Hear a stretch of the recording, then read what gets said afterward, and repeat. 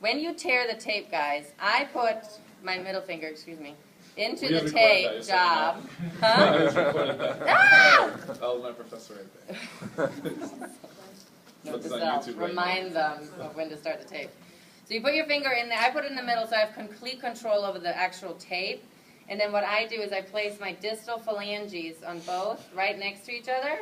And I pull apart and this way. You never want to twist. You're never going to be able to tear it if you twist it. So you're just pulling apart and this way. Okay? Kind of ripping it. And it'll get hard. This is not the best tape, depending on what you bought.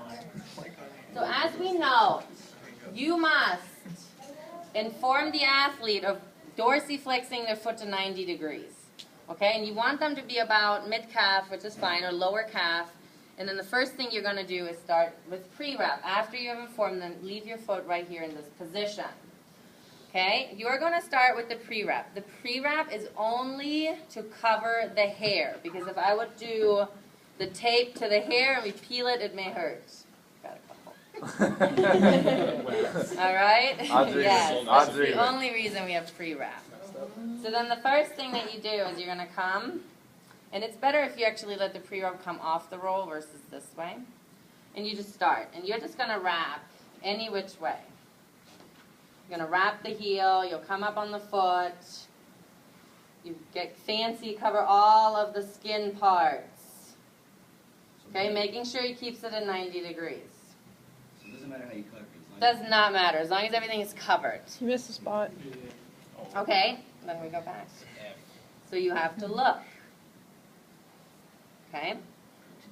Professor, should you also ask them if it feels too tight or The pre-wrap doesn't necessarily matter so much. The problem with the pre-wrap is when it rolls up. When you're going to have this. This is what's going to cause a blister. So if you have that, you just take 2 fingers and you pinch it. Okay? And you just take those remainders off. And then it'll be fine. Then the first thing I'm going to do is 2 anchors. Okay, I place the tape down, I roll it around, and I tear my tape. Then I overlap by half, place it, go around. Now he has a bigger foot, so I could actually do 3 anchors if I wanted to. Okay, but you're required to do 2. Then we do 2 stirrups. The stirrups have to go from medial to lateral. So I start on my medial side, and then I go right down underneath the heel. And the goal is to pull the heel into the tibia and into the fibula in order to make that a tight joint. I can give it a little bit of a tug to pull them into eversion. Okay, again, the primary ankle sprain occurs how? Inversion. So we want to pull them a little bit into eversion. Then you do a horseshoe.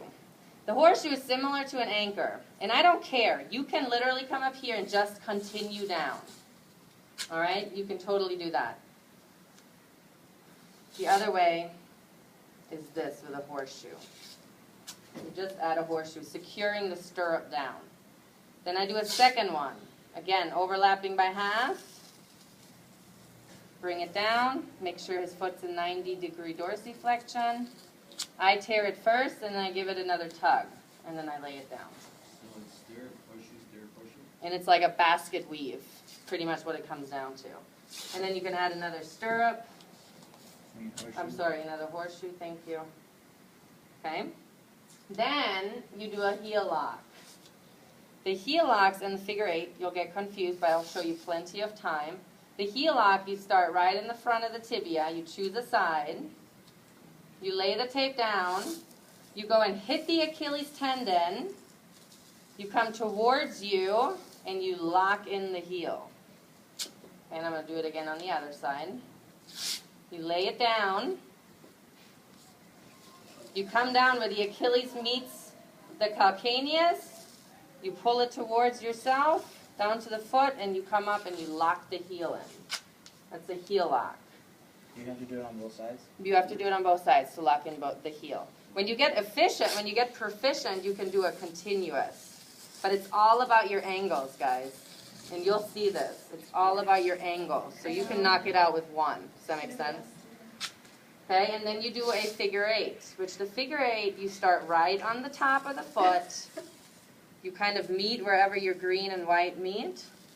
You go around, you cross in the front, and you come around again. So that creates an 8. Then I'm going to look for holes. So I have a little hole here. Okay, so I can just slap on another figure 8 if I wanted to. Or actually a heel one. So you just become creative to cover all of your holes. Yes. Once you've fulfilled all of your steps, you cover up your holes, which is your close and neatness, and then you close up. When you close up, you come and bring your tape back to the top. Any overlapping? You do overlapping by half. All right? And the reason you do that is because if you didn't, look at all these strappies that you would have. So you're really just making it look neat, and you're giving it a little bit more stability. Always overlapping by half. This heel is always going to be free. All right? Now, you're done. That would be it. If the patient